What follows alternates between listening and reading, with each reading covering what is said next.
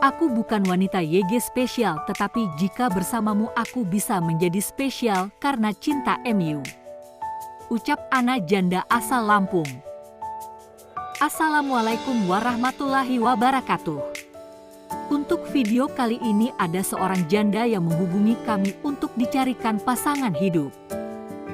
Apa kabar para pecinta janda dimanapun Anda berada? Apakah masih semangat dalam mencari pendamping hidup? Pada video kali ini kami akan membagikan video profil janda yang sedang mencari jodoh. Namun sebelum melanjutkan video ini, alangkah baiknya untuk selalu mendukung channel ini dengan cara menekan tombol like dan menekan tombol subscribe.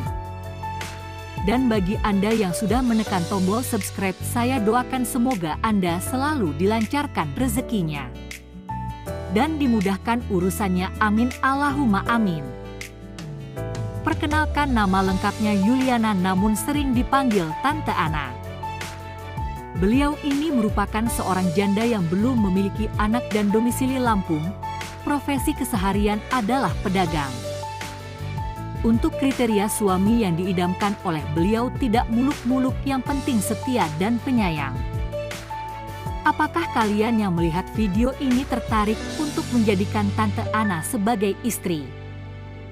Jika iya bisa langsung tulis di kolom komentar dengan kata-kata yang sopan. Semoga beliau bisa langsung menghubungi kalian secara langsung.